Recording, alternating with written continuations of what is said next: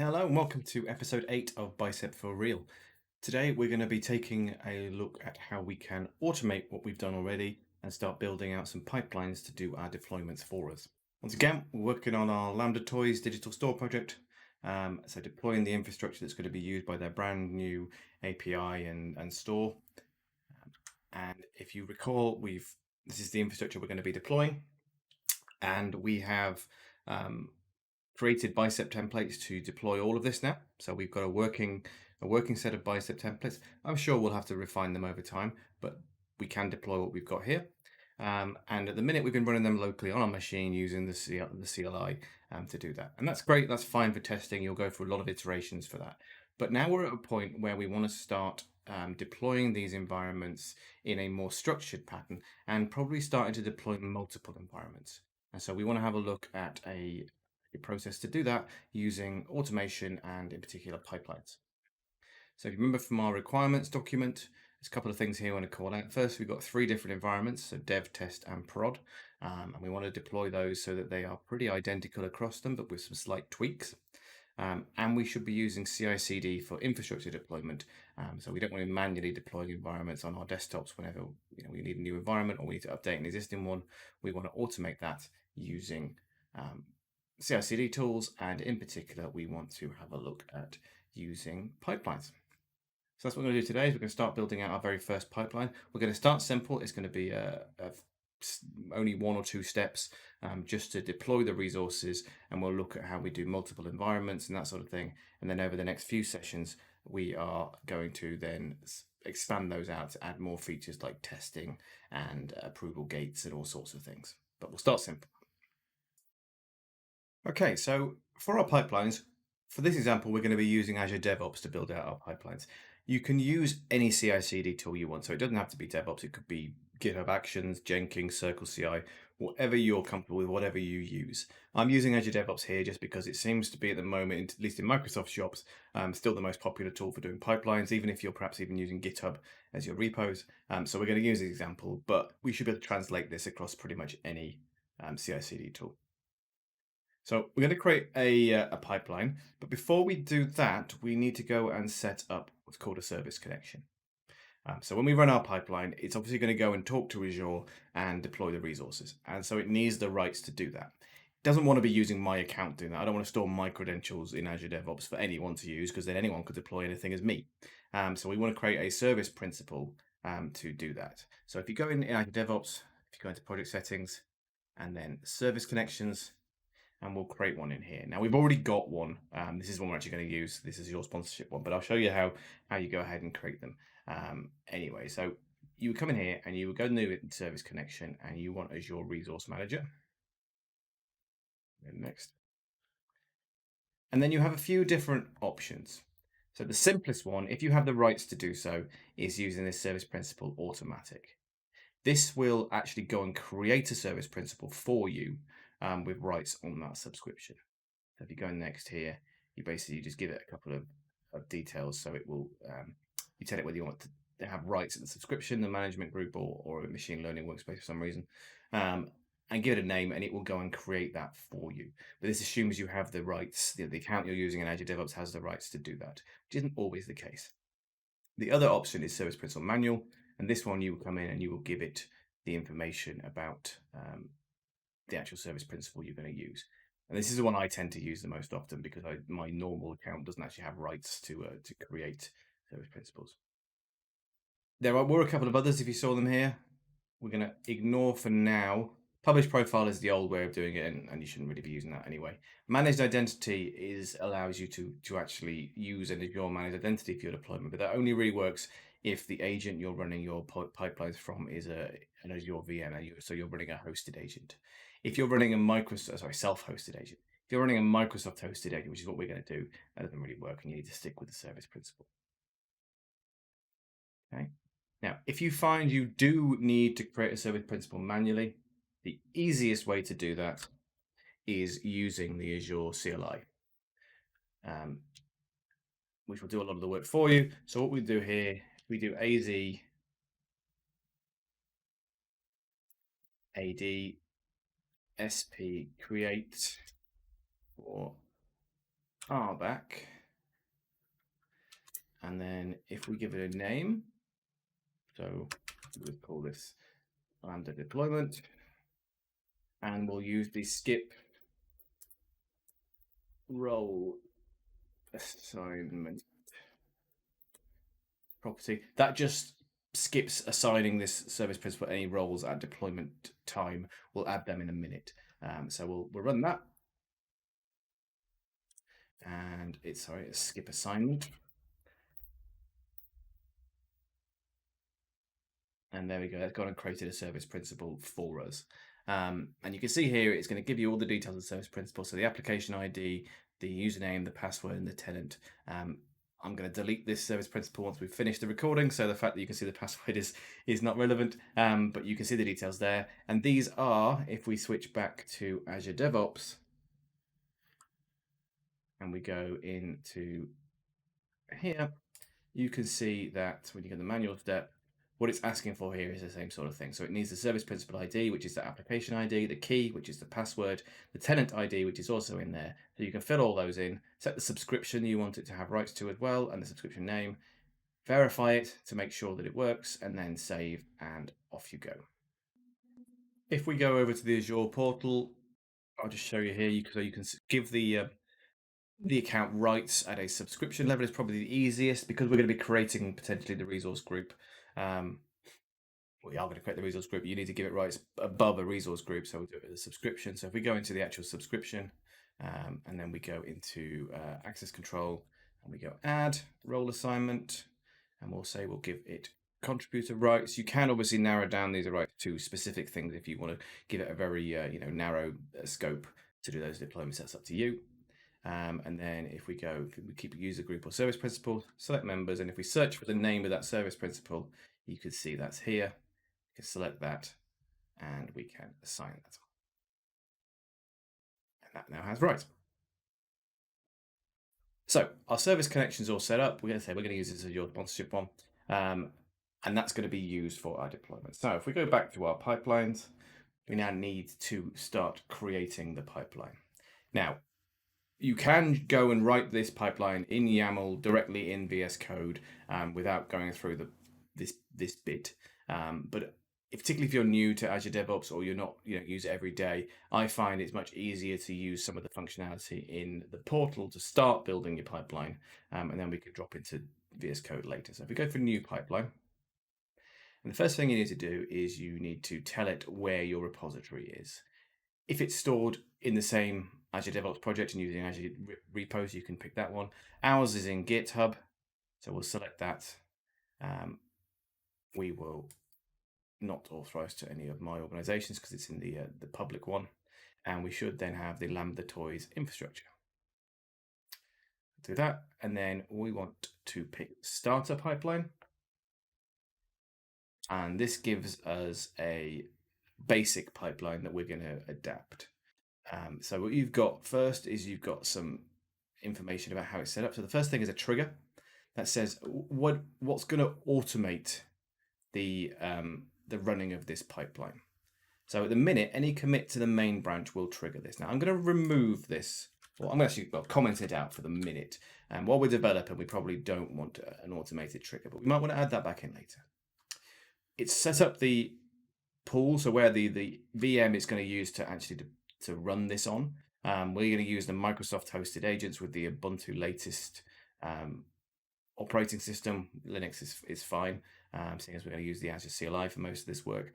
And then we've got the actual steps. So we're going to start here with this simple setup. We are going to change it in a bit to do multi-stage deployments, but let's get things working first with a simple one. Now, we don't need any of these because they're just examples. So we're going to add one, and there is a nice sort of UI here that will generate some of the code for us. And we want Azure CLI. We want to run some CLI commands against our pipeline. So first thing we need to pick is our service connection. This is a bit of a pain. Sometimes this can take a while to actually load. So we'll just have to sit and wait for that. There we go. And we want the Azure sponsorship one, like I said there. The script type. So you've got a few different options in terms of what language you're going to use. Most of ours is going to be pure Azure CLI, but if we do need to break out into code, I'm going to pick PowerShell because I'm more familiar with that than with Bash. Because it's Linux, we need PowerShell core, so we'll pick that one. We're not going to use a script in a file for the minute. We'll stick to an inline script. I'll leave that. We'll just put some text in there for the sake of this for the minute, and we'll accept all the others. So this will add this into the CLI for us, okay? And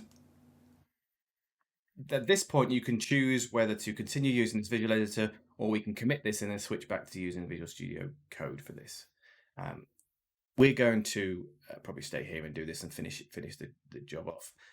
So let's take a look at the actual script we need to add in.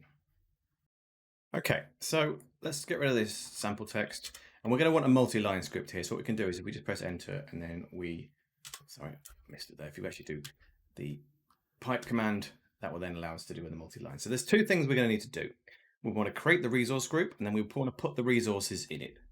So let's start with the creating the resource group. So we'll use the az group create command, spelled create correctly, and then we need to give it a name, and we need to give it a location. So where are these values going to come from? Well, the probably easiest way to do this is to store these in Azure DevOps variables. Because these are outside of our script, we're going to need to come from somewhere. So what we're going to go and do up here is create a variable section. And then we're going to create two variables, which is going to be resource group name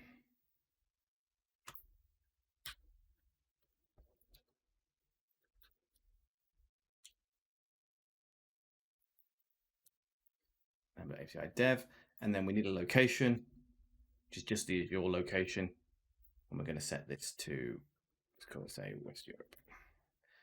Okay, it was just storing these in variables so they're easier to change later. And you can see that the minute this is given a fixed name to our dev one. In the next step, we're going to switch to using a multi-stage deployment where we'll set some of these variables per stage. But for the minute, we'll just get this working. So we're going to use another syntax in Azure DevOps to recall a variable is just the $ and brackets followed by the name of the variable. So resource group name and then location. Okay, so that should create the resource group for us. And then the next bit is to actually do the deployment. So do create, and then resource group. Again, we're going to use our variable. Okay, then we need to actually pass in some of the details of the files. So the first thing we need is the template file path. So this is the path to the Bicep file. And this is pretty much the same as when we run it from the CLI. So we just point it to that folder in that infrastructure folder.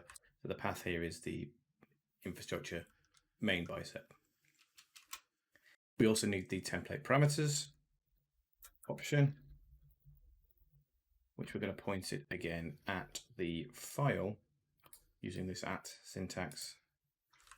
So we can get the dev settings. Now, there's a choice you can make here because where you want to store the parameters for your resources. So you could start using some of the functionality in Azure DevOps to store variables in variable libraries or within your template and within your pipeline, or things like that.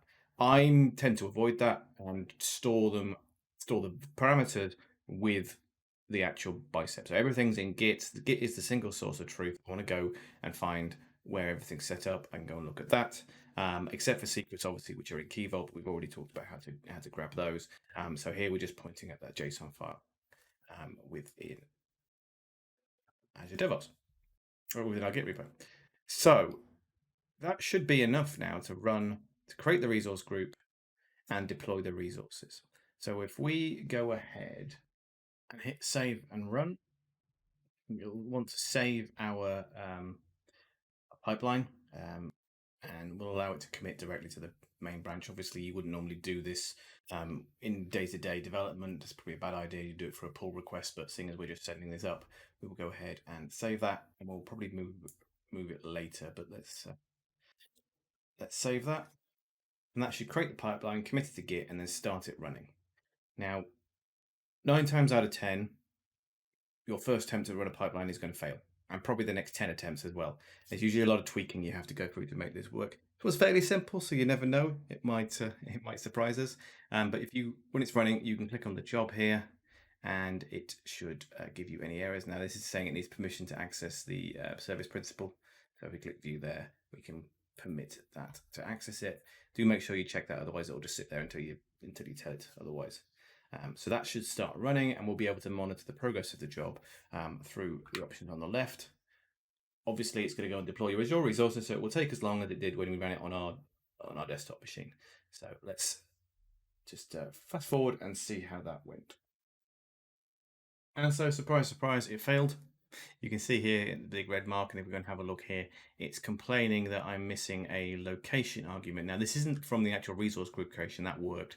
This is from the deploying the ARM template, and it's down to user error. We missed the word group out of here. So fairly dumb error there. So we'll save that again and run that. And in a minute, we'll switch back to using VS Code in a minute for this, but this will... yeah, it's a fairly simple change. So let's go ahead and run it again. See what doesn't work this time. So another failure, because this is the wrong property. It should be parameters, should also be spelt right. So we're gonna, again, save that, run it again. And this is the process you're going to go through when you start doing pipelines, because you can't test these locally or anything. You've got to go through the full process over and over. And you will find that you do it multiple times. There's no way to avoid it. I put a message on Twitter recently, asked if anyone had ever actually got a pipeline to run first time. I think it's very, very rare. So you will unfortunately have to go through it. Okay, so it failed again, but you can see this has run a lot longer. It's been running for 20 minutes before it failed. And there's a couple of issues here that we'll talk about, but we have made some progress. We have got all the core resources deployed. That all worked. So the pipeline itself is working. We've got a few issues with the template. So there's two problems. Now, the easy way to, if you have this sort of failure, you can come in here, you can click on the actual resource, and it will give you some information about the error, but you can see that's one big long string that's difficult to read. So the best thing you can do is go back to the Azure portal. And if you go to the resource group, you've got this 3 deployments section here. If you click on this, this will show you each of the pieces and what failed. Now, the main one failed because the child ones failed. So, it's usually easy to look at the child one. There's 2 issues here, APIM and ACA. So if we have a look at APIM, this is complaining here because in the template, if you remember, we set some permissions on the resources. And that isn't working because the account where the service principal we're using to run the deployment, it has the contributor role, which doesn't allow you to change role assignments. So there's a quick and easy fix here. We will just go and amend the rights that account has. You can either give it the owner role, or you can give it the user right assignment role. I think it is that we'll do that so that it has the rights to deal with that. So I've done that, and that'll fix that problem. So that's great. ACA is a bit of a bigger problem, and we're going to have to resolve this. So you can see here it's failing because it can't find the container image. And if you remember from when we set the ACA up originally, we've got our core template, which is deploying the container registry, and we then store the credentials for that registry in a key vault, and then we deploy our container as your container app environment, pointing at that registry to go and pull the image. When we did that originally, we did it in a couple of different episodes. We created the registry, and then we pushed some images, or had our developers push some images to that container registry, which ACA then consumed. But here, we're deploying the whole thing end to end. So there is no time in between the container registry getting created and us switching to then deploying the ACA for us to actually push the image into the registry. And that's going to be a bit of a problem. So we're going to have to refactor our code and redesign this slightly to deal with that. We're not going to do it today because we're kind of coming up on half an hour for this video, and I don't want to go too long. We'll probably do it in the next video.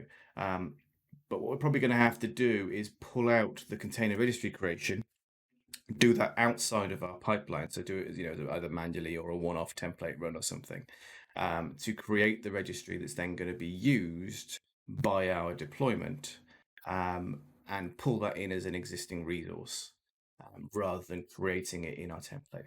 And that makes some sense because we don't necessarily want to destroy and recreate that container registry every time we destroy and recreate the environment, especially if we're going to be doing sort of automated testing later, where we create on-demand environments that we spin up, test, and then tear down again. We need to be able to fully automate that, and so having to stop to push a container image in the middle doesn't make sense. Also, our developers are not going to be too keen on having to push an image every time we decide we want to delete the deployment. So what we probably need is a registry outside of the scope of deployment that is static and it isn't recreated, that's then used by our deployment. So we're going to have to update our templates to actually do that. But on the plus side, you can see the core deployment worked. You can see that all of the things deployed. So the actual pipeline piece is working fine. It's just we need to sort out those templates. So we'll do that in the next episode to narrow that down. One other bit of housekeeping I just want to do before we finish up the episode is going back to our VS Code, and I've just pulled the latest from Git, so just done a pull, and you can see it's added this as your pipelines file. So this is the same code that we had in Azure DevOps. It's stored in the Git repo, and it's right here. Now, this is fine, this will work, but personally, I don't like having this just in the root of the folder because there's probably some other stuff we're going to add later related to pipelines. So what I tend to do is put it in a folder. So if we just go new folder, and what I tend to do is call it .pipeline, so it sits towards the top of the list. You can call it whatever you like, but that's what I go for. And then move that into there. We'll just commit that into Git. And right now, if we try and run the pipeline, it's going to fail because the file's no longer where it thinks it's going to be. So you can see when we go back into Azure DevOps, it's complaining because the pipeline is no longer where it thought it was. A simple fix to that, we just go up to this button at the top and go to Settings, and then we could just change the path to point to the new location in that pipelines folder, save that. And now it's all working and pick that file up. So that's great. So we'll stop there because I don't want to go too long on this episode. We've made some good progress. We've got a pipeline up and running. The Azure DevOps pipeline piece is working. Our pipeline runs, our commands work. And we've got a couple of issues with the actual template that we're going to need to rectify to make sure that this works in an automated fashion. So we'll do that next week. We'll get those fixed. And then we'll move on to changing this up to go from a simple deployment to a multi-stage, multi-environment deployment. We'll look at adding in deployment gates and all those sort of things. To take advantage of all the CI/CD features we want, and then after that, we're going to take it even further and look at things like testing and automated gates and all these sort of things. So we'll come back to that, but that's the first stage. So you should be able to take what we've done here and build yourself out a basic pipeline that will run this deployment, or run any deployment of any Bicep template. So you could use this to deploy, pretty much anything you want. One question that will probably come up is why we're not using the Azure Resource Manager extension. So this ARM template deployment extension here. There's a couple of reasons.